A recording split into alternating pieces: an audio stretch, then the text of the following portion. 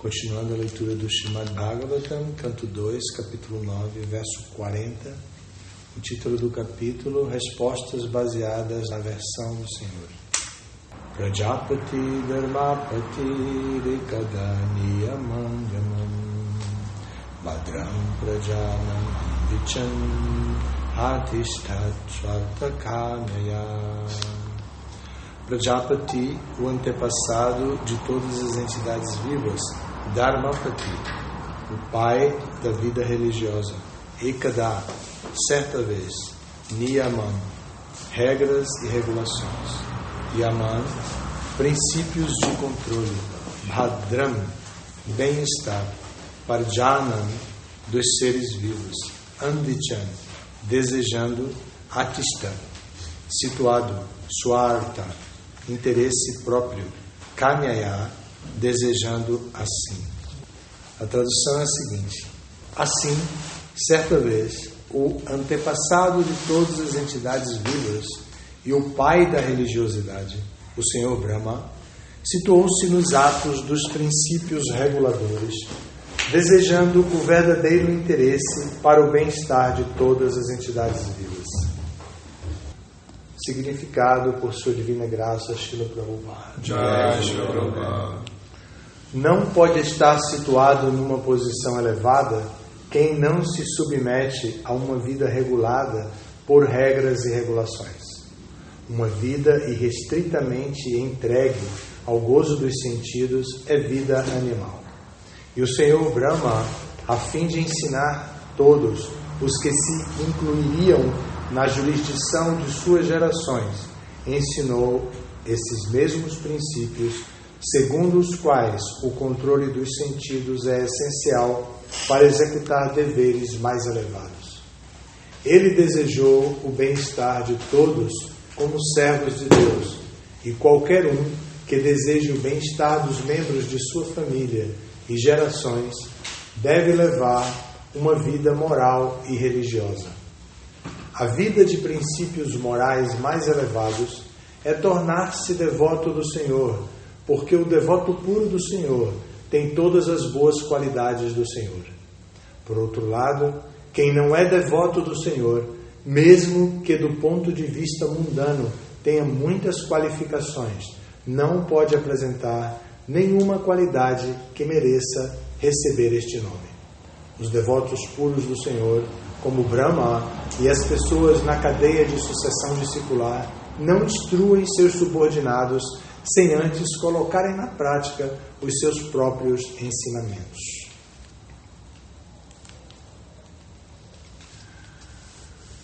Então aqui esse verso 40 do capítulo Respostas baseadas na versão do Senhor, é o seguinte: assim, certa vez, o antepassado de todas as entidades vivas e o pai da religiosidade, o Senhor Brahma, situou-se nos atos dos princípios reguladores, desejando o verdadeiro interesse para o bem-estar de todas as entidades vivas. Om Jnana Timirandasya Jnana Jana Shalakaya Chaksurum Militam Jena Tasmai Shri Gurave Namaha Sri Chaitanya Manobhishtam Staptam Jana Bhutale Swayam Rupa Kadamahyam Dadati Swapadantikam Vanchakalpa Tarubhyascha Kripa Sindhu Vyaevacha Patitanam Pavanyo Vaishnavaryo Namo Namaha Namo Vishnu Padaya Krishna Prestaya Bhutale Srimate Bhakti Vedanta Swami Iti Namine Namaste Saraswati Deve Godavani Pracharine Nirvishesha Sunivari Pashatyade Sutarine. Hare Krishna. Então temos aqui um verso, já no verso número 40 desse capítulo, e esse verso qualifica a pessoa que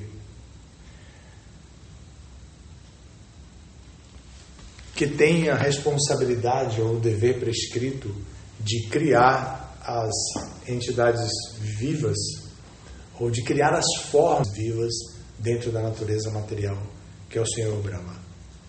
E Por que é importante qualificar essa pessoa? Por que o Bhagavatam apresenta o Senhor Brahma, embora ele seja já no segundo canto, já seja conhecido? Por que precisa ser qualificado? Porque precisa dizer que ele é o antepassado de todas as entidades vivas e o pai da religiosidade? Porque ele está colocado agora na posição do Acharya. Ele está colocado agora na posição da pessoa que vai ditar as regras, as regulações para as entidades viventes. Por quê? Porque ele acaba de receber em seu coração as instruções adequadas para executar o seu dever de realizar tapasya. Então, ele precisa, aqui para o leitor, ele precisa ser qualificado para que o leitor não perca o fluxo e não pense que o Senhor Brahma é apenas um personagem a mais dentro de toda a história. Então, por isso aqui ele está sendo qualificado, e depois de qualificá-lo, o que o Bhagavatam vai dizer sobre ele? Vai dizer o que ele fez, que então ele se situou nos atos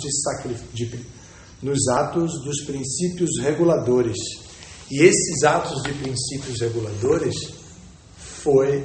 é parte do que ele tinha ouvido como método para ele praticar o conhecimento transcendental que havia estudado. Então ele se situa em meditação, que não é uma meditação como a meditação de Krishna. Krishna, em suas atividades diárias, o 10º canto do Bhagavatam explica isso. Em suas atividades diárias, Krishna, em um dado momento da madrugada, desperta e vai meditar em si próprio. Não é o caso de Brahma. Brahma não medita em si próprio, ele medita na instrução que ele recebeu de tapasya, e ele medita na verdade absoluta, em busca dessa verdade absoluta. Então, aqui ele se situa nos princípios reguladores. Com que propósito? Com o propósito de realizar o seu dever prescrito, que é criar as formas para que as entidades vivas pudessem realizar os seus variados desejos, as suas variadas escolhas. Brahma vai criar dentro do mundo material as formas, as diferentes formas pelas quais as inumeráveis entidades vivas vão poder satisfazer as suas fantasias, os seus desejos particulares. Então, para cada corpo há características particulares. Aqui é uma reunião de seres humanos, e pessoas que estão no corpo humano são dotadas de particularidades que são, na verdade, singulares. Somente o ser humano tem a prerrogativa de transcender a sua própria forma. Nenhuma outra forma condicionada tem esse poder. Eles são vinculados aos instintos, eles são vinculados ao padrão da própria espécie. Eles são criados dentro daquela espécie, eles não podem atuar diferente daquela maneira. Eles têm que atuar ali. Tudo, por exemplo, quando se vai adestrar um animal, o que se faz com esse animal? Se dá gozo dos sentidos para ele. Vamos ver, ou se dá gozo dos sentidos e se dá punição. Um russo, isso já há muitas décadas atrás, um russo chamado Pavlov criou identificou na psicologia o reflexo condicionado. E ele fez isso estudando animais. Se os veganos pudessem agora, pegariam ele e torturariam por tudo que ele fez com os gatos. Ele não deixava os gatos dormir para poder identificar o sono dos gatos. E também ele criou o reflexo condicionado, ou melhor, ele identificou o reflexo condicionado na alma condicionada, conectando um som a uma atividade com o animal. Por exemplo, numa casa comum tem uma campainha, e essa casa também tem um cachorro. Essa é a experiência que praticamente todos nós temos. Então, quando a campainha toca, o cachorro já sai latindo e correndo para o portão para ver quem chegou, porque ele sabe que a campainha está relacionado, o som da campainha está relacionado com alguém que chegou no portão. Foi isso que o Pavlov estudou no reflexo condicionado. Então, o ser humano tem a capacidade de transcender as exigências básicas da forma material. Todas as formas materiais vivas, todas as formas materiais que são dotadas de vida pela presença da alma espiritual, se condicionam às necessidades básicas de, como sabemos, comer, dormir, procriar, se defender.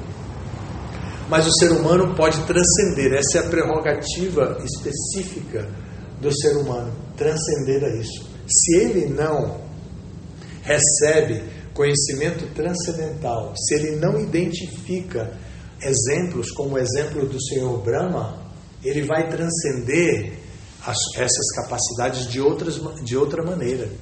Ele vai transcender dentro do próprio meio ambiente dele. É o que acontece hoje em dia, o que o ser humano fez hoje em dia. O que o avanço da civilização humana trouxe? O avanço da civilização humana trouxe em todas as áreas da experiência humana um desenvolvimento em comum. Imaginem, nós... vou dizer algo muito moderno agora, um drone, um aparelhozinho que é capaz de ser guiado eletronicamente e captar informações em diferentes... Isso já está chegando na experiência de transporte do ser humano. Então, o ser humano já, agora tipo Uber, já pode, em algumas situações, chamar pelo celular um drone que chega na varanda da sua casa, assim, mais ou menos do tamanho de uma moto grande, uma moto assim 750 cilindradas ou mais, volumosa assim, ele entra ali e esse drone sem motorista, sem nada, levanta voo e leva o indivíduo para o lugar que ele quer ir, de acordo com Imagine a transcendência do ser humano, a capacidade de transcender as limitações de comer, dormir, procriar e se defender. Quando eu fazia faculdade ainda, no primeiro ano de faculdade, eu tinha que chegar muito cedo se eu quisesse pegar carona, para não precisar pegar ônibus. Se eu quisesse pegar carona, eu tinha que chegar muito cedo na faculdade. E eu chegava muito cedo e eu ia para a porta uma vez eu fui à porta do laboratório de anatomia e fiquei olhando para ele, não tinha ninguém, não tinha nada, já estava aberto, mas não tinha nada, só a porta fechada. E eu fiquei olhando para dentro. E tinha um pesquisador, esqueci o nome dele agora, tinha um pesquisador muito famoso na área de cardiologia, que ele tinha conseguido uma coloração, isso na época era muito moderno, agora já não é tanto, mas ele tinha conseguido a coloração dos vasos do coração, e ele tinha conseguido reproduzir um modelo todo colorido dos vasos de entrada e saída do coração. E eu estava olhando, assim, de repente sai um indivíduo de dentro de uma sala, com algumas coisas na mão, os objetos na mão, o cabelo assim, todo arrepiado, porque não era moda naquela época, tá? Hoje é moda arrepiar o cabelo, né? Naquela época não era moda, era tudo alisadinho assim, e arrumado. E sai daquilo com uma calça de pijama, um chinelo, eu não me lembro a camiseta qual era. Eu fiquei olhando sem acreditar. O indivíduo tinha, eu imagino, eu devia ter chegado às 6:30 da manhã, 6 horas da manhã. E ele sai assim no laboratório nas pesquisas dele. Isso marcou até a minha vida profissional, porque depois que eu concluí o curso, fiz pós-graduação, eu voltei para ensinar nesse mesmo departamento da universidade, e ele, porque me viu nesse dia, me identificou como um aluno muito interessado, que chegou antes da hora e estava olhando. Então, assim, durante o curso ele me identificou e eu era, de certa forma, bom aluno, e no final eu voltei, depois de pós-graduado, eu voltei para ensinar nesse departamento da universidade. Então, olhe o nível de transcendência que o ser humano se satisfaz. Simples. E quanta austeridade, esse homem não dormia o suficiente. Ele era conhecido por ser um solteirão, quando ele dedicou a vida dele toda à ciência. Então ele não tinha família, assim, não constituía uma família, dedicou toda a sua vida a transcender uma área do conhecimento somente. Ele não fez o trabalho do yoga, a transformação interna. Ele não identificou a alma espiritual localizada dentro do seu coração. Eu estou dando um exemplo de uma pessoa direita, bem-sucedida, honesta, de alto nível moral, mas que, como um ser humano que alcançou sucesso na vida, mas não alcançou a principal, pelo menos do conhecimento que eu tenho, né? Porque pode ser, não sei o que aconteceu com ele depois, mas ele não alcançou esse desenvolvimento espiritual por não se dedicar. Então, o ser humano pode escolher o seu próprio destino e utilizar a prerrogativa máxima do corpo humano, que é transcender aos condicionamentos materiais, para alcançar a plataforma, as diferentes plataformas de liberação. E nessas diferentes plataformas de liberação, chegar ao ponto mais íntimo de relação com Deus, que é a relação amorosa com Deus. Então o Senhor Brahma desejava um verdadeiro interesse para o bem-estar de todas as entidades vivas. Estava oferecendo diferentes formas para as entidades vivas, mas ao mesmo tempo ele estava adotando a postura do Acharya. Ele estava seguindo os princípios reguladores. No começo do significado, Prabhupada diz: não pode estar situado numa posição elevada quem não se submeteu a uma vida regulada por regras e regulações. Isso aqui é uma facada na nossa espontaneidade. A juventude odeia esse tipo de informação aqui. Submeter um adolescente a regras e regulações é o sofrimento dos pais e dos educadores do adolescente, porque ele questiona tudo. A primeira fase de questionamento aos 3 anos de idade é a idade dos porquês. As crianças chegam aos 3 anos e deixam os pais pirados, porque ficam perguntando: por quê? Por que o sol não cai? Por que se eu jogar esse celular, o celular cai e o sol não cai? O que está segurando o sol? E aí a mãe diz: vamos tomar banho. Por quê? Está na hora de comer. Por quê? Porque você não pode brincar agora. Por quê? O menino quer saber o porquê de tudo. Depois ele repete essa mesma curiosidade em outro nível de amadurecimento na adolescência. Então, na adolescência, ele, outra vez, só que dessa vez ele pergunta questionando. Aos 3 anos ele é um filósofo mesmo, mas no adolescente ele já não é um filósofo, ele já é um político. Ele já está cheio de ideais. Então ele não é motivado pela filosofia, ele é motivado pelas ideologias. Então, a depender do clã que ele pertença, do grupo dele, da gangue dele, ele vai idealizar um projeto de vida e vai questionar tudo de acordo com aquele projeto idealizado. Porque os seus sentidos estão em alto nível de performance. Então, eles estão adquirindo a autoconfiança no próprio corpo. Eles começam a perceber como o corpo se modifica e traz alegria para ele. Começa a crescer. Então, todo menino marca na parede da casa assim, a sua altura e vem com a fita métrica da mãe para medir, para ver quanto tem. Aí mede com o colega quem é o mais alto, quem é o... Todo mundo está contente de ver que está crescendo.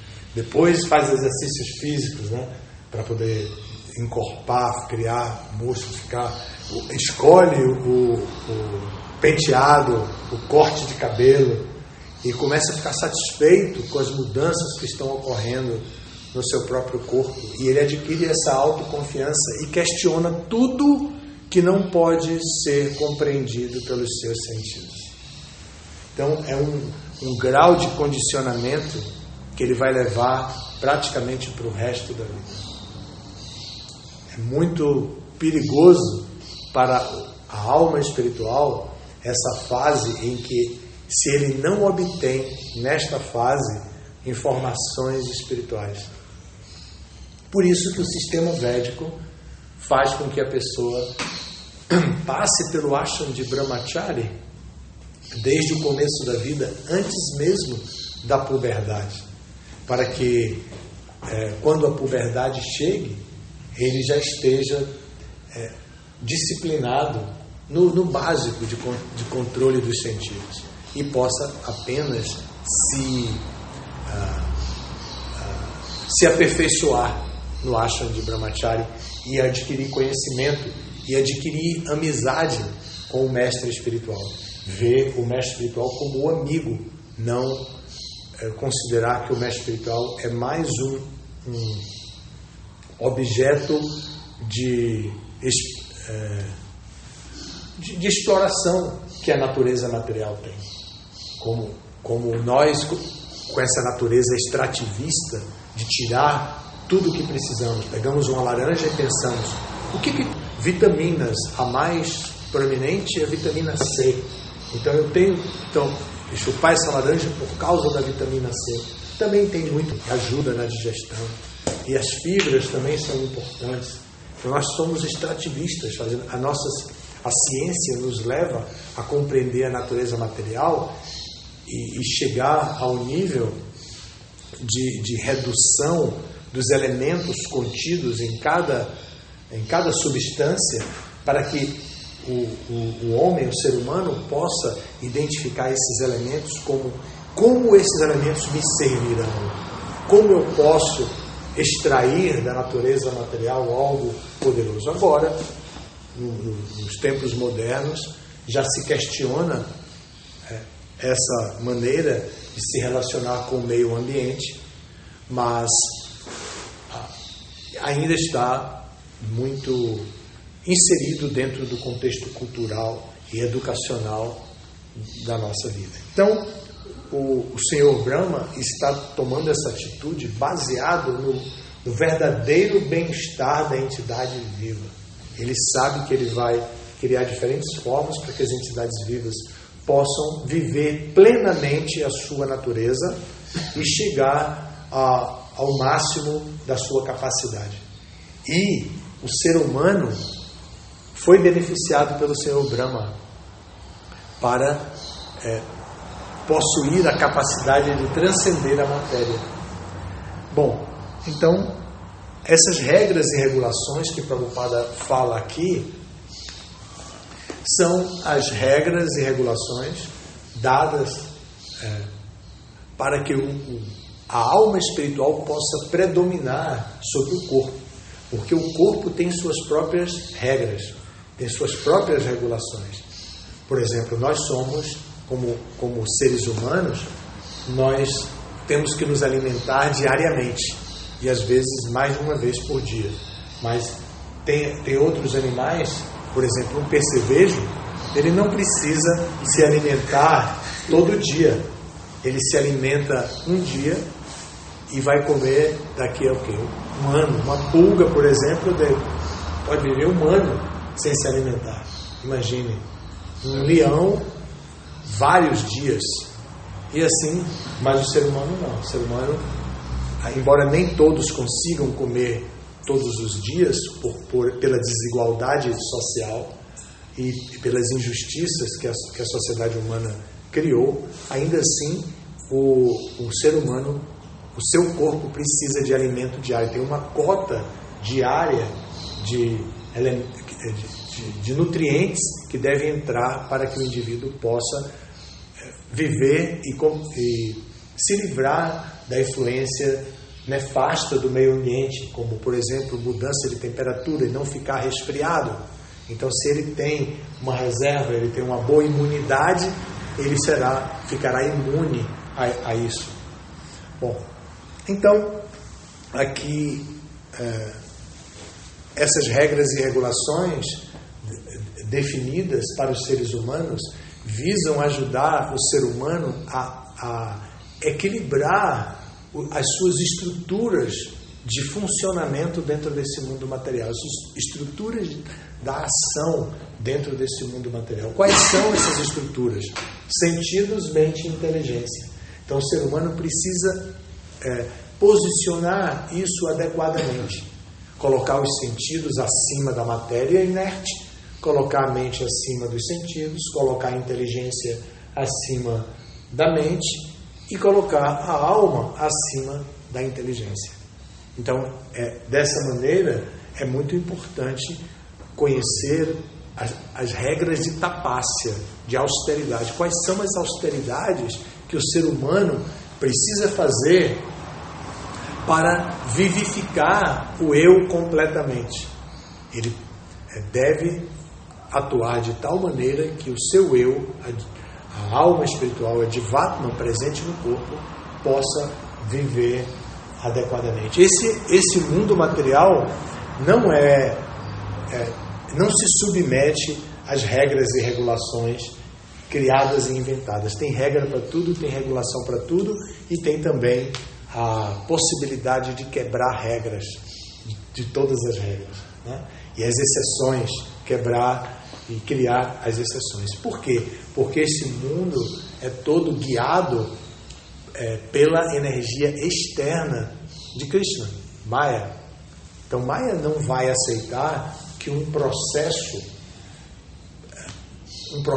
metodológico possa ser apresentado de forma natural.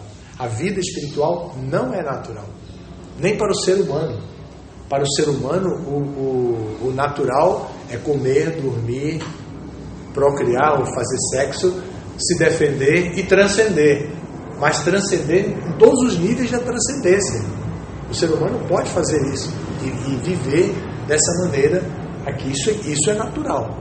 Mas não é natural avançar espiritualmente. Para avançar espiritualmente, precisa observar o exemplo do seu Brahma. Qual é o exemplo aqui? Tapácia, como ele ouviu, tapá. Então é preciso aceitar tapácia que aqui vem apresentado por Prabhupada na forma de regras e regulações. Então o indivíduo obtém as regras e regulações necessárias para fazer o cumprimento do seu dever. E assim ele se identifica e vai. Aqui tem uma afirmação de Prabhupada que pode virar um mito entre nós.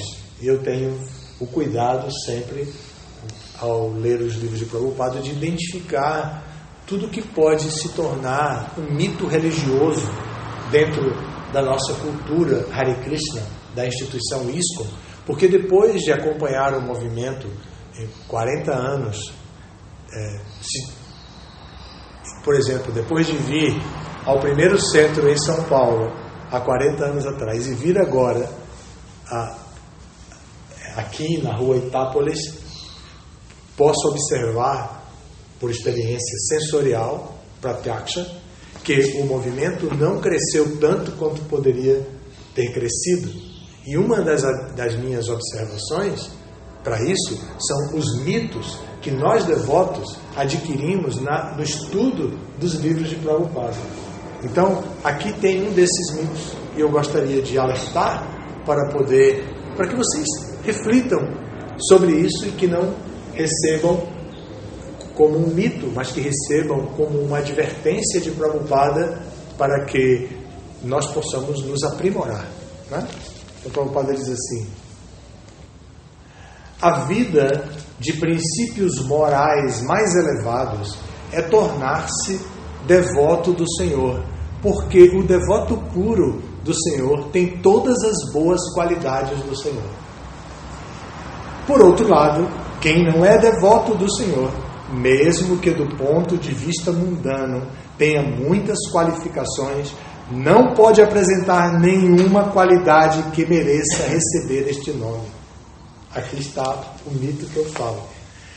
Então nós ficamos orgulhosos da nossa posição de devoto, porque Prabhupada define devoto puro como aqueles que seguem as regras e regulações, seguem os princípios reguladores do movimento. Então nós pensamos, nós somos devotos, nós moramos no templo, nós estamos rendidos ao mestre espiritual, nós somos iniciados, nós raspamos a cabeça, temos sica, nós abandonamos as nossas atividades egocêntricas no mundo material e pensamos que aqui está sendo falado de nós.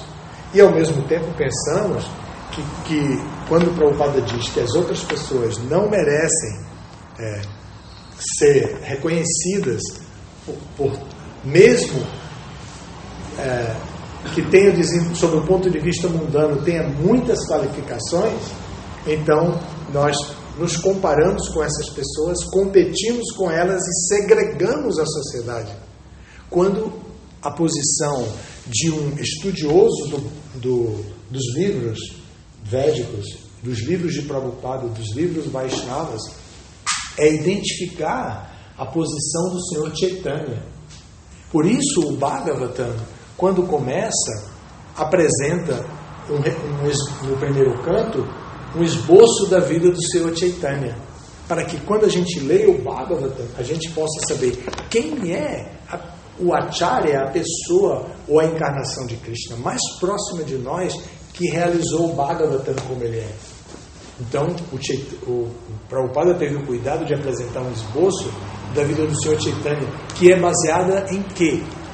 Se fôssemos resumir toda a vida do Senhor Chaitanya, se fôssemos resumir toda a missão do Senhor Chaitanya, se fôssemos resumir o Chaitanya Charitamrita, Chaitanya Mangala, Chaitanya Bhagavata e tudo mais em uma única palavra, qual seria essa palavra?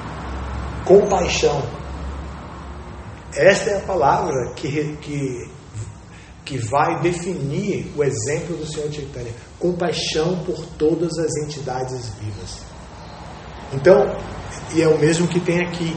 O Senhor Brahma, desejando o bem-estar de todas as entidades vivas, se submeteu aos princípios reguladores. Ele nem precisava, mas ele se submeteu aos princípios reguladores por compaixão. Então aqui Brahma e o Senhor Chaitanya estão equiparados na mesma virtude, a virtude da compaixão. E é a mesma virtude que nós temos que ter. Nós não temos que ter soberba, orgulho. Nós temos que ter compaixão. A soberba e o orgulho é um resultado parcial da nossa experiência espiritual. Então, aqui, nós não podemos pegar essa informação de Prabhupada, de que as pessoas que têm virtudes mundanas, e sob o ponto de vista mundano, seja muito bem sucedido, então não merecem as glórias que tem. Nós não podemos fazer isso, porque senão nós vamos ter um conflito em ver aquela pessoa como alma espiritual capaz de receber a compaixão do Senhor Chaitanya. Entenderam? Ficou claro? Bom, esse é o que eu poderia explicar aqui, se vocês tiverem alguma pergunta. Mas o senhor deu esse exemplo de que o movimento não cresceu o que deveria ter crescido por esse motivo, por essa criação desse mito? Não, eu não disse isso, porque tem muitas maneiras de avaliar. Eu dei o exemplo de São Paulo e podemos dizer, São Paulo é o Adi Templo e daqui saíram todos os outros. Porque quando, inclusive tem uma história que eu vou contar que pouca gente sabe, e recentemente me lembraram desse episódio da história da ISKCON no Brasil. Como eu sou dos primeiros devotos, então eu tenho esse depoimento que pouca gente sabe. Quando o Hridayananda Maharaj veio atendendo a ordem de Prabhupada de vir ao Brasil, abrir o Brasil, ele foi para a Bahia, porque foi da Bahia que saiu a carta pedindo a Prabhupada. Eu escrevi junto com Arádia, um devoto de Salvador, escrevemos essa carta a Prabhupada pedindo que mandasse alguém para cuidar dos devotos que haviam no Brasil já.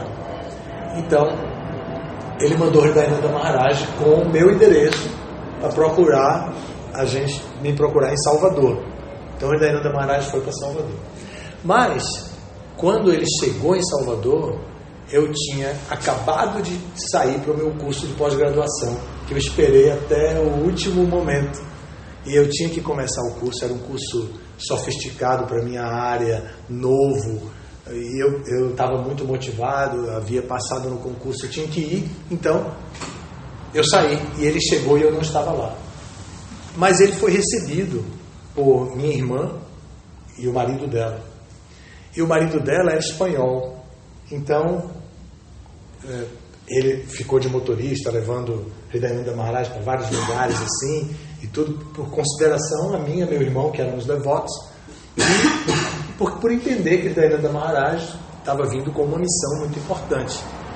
Então, Hridayananda Maharaj começou a fazer perguntas sobre a Bahia, sobre Salvador, achando, embora ele já soubesse alguma coisa, mas não tinha um Google para saber todos os detalhes naquela época, né?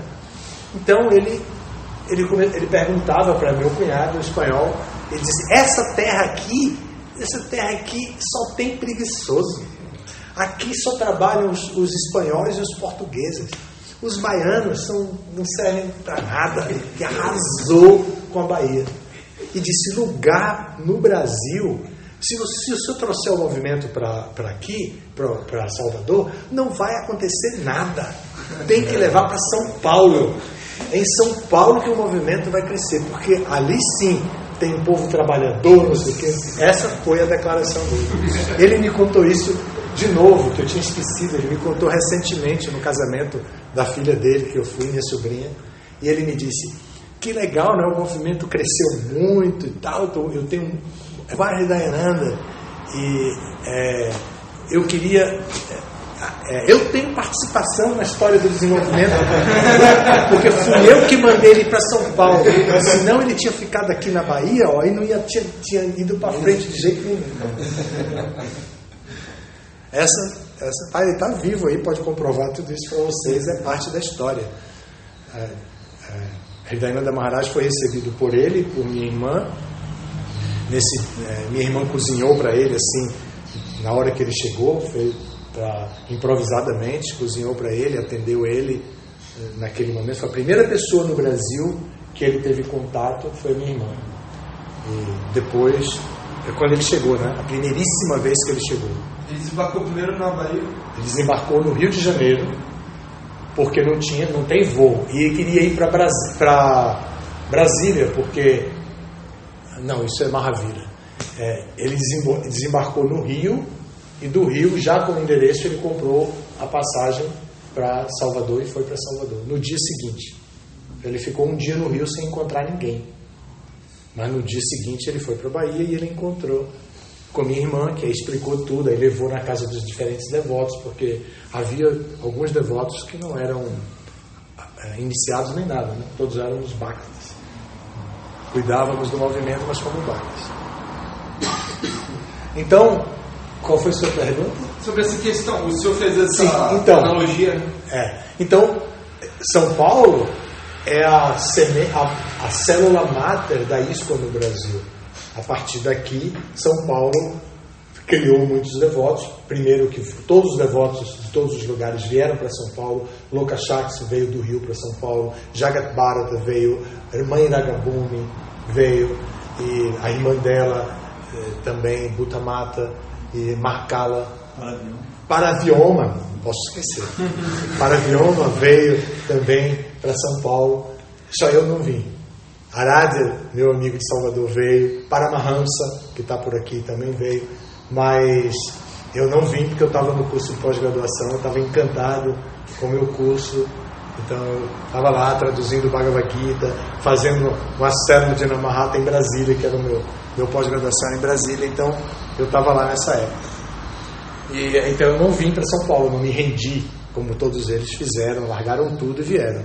Meu irmão, que também veio depois, estava fazendo intercâmbio nos Estados Unidos, então não veio nesse primeiríssimo momento, veio no segundo momento.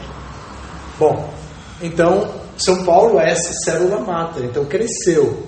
E porque descentralizou, o movimento no Brasil é descentralizado, e essa foi a grande vantagem. Se vocês observarem a Argentina, se vocês observarem o Chile, que tiveram outra orientação de centralização, do perfeccionismo, vocês vão ver que tem uma casa própria, por exemplo, em Buenos Aires, que nós não temos até hoje em São Paulo, tem uma casa própria, mas não tem o movimento tão desenvolvido.